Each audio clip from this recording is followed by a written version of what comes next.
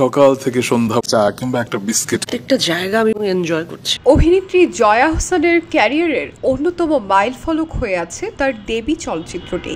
তবে এই চলচ্চিত্রটি নির্মাণ করতে জয়া আহসানকে অনেক কষ্ট করতে হয়েছিল। সেই অভিজ্ঞতায় তিনি শেয়ার করেছেন একটি podcast show behind the frame of RRK-তে। ওয়ালটন এখন দেশের সীমানা পেরিয়ে পৌঁছে গিয়েছে 50টিরও বেশি দেশে। ওয়ালটন, ঘরে ঘরে বিশ্বজুড়ে।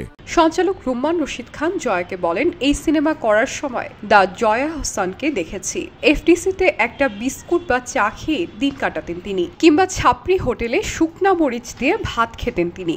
চট্টগ্রামে টিকিট কাউন্টারে টিকিট বিক্রি করতেও গিয়েছিলেন তিনি।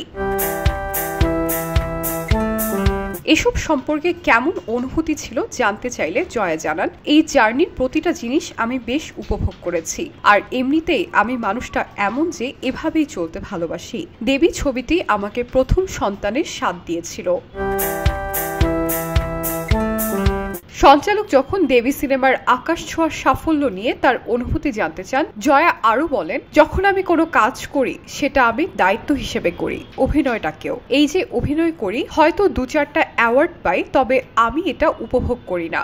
আমি ওই যাত্রাটা উপভোগ করি, কারণ শিল্পের কোনো গন্তব্য নেই। এটা একটা অনন্ত যাত্রা। আর ছবি ভালো চলেছে, মানুষ দেখেছে, সেটাও খুব ভালো লাগতো।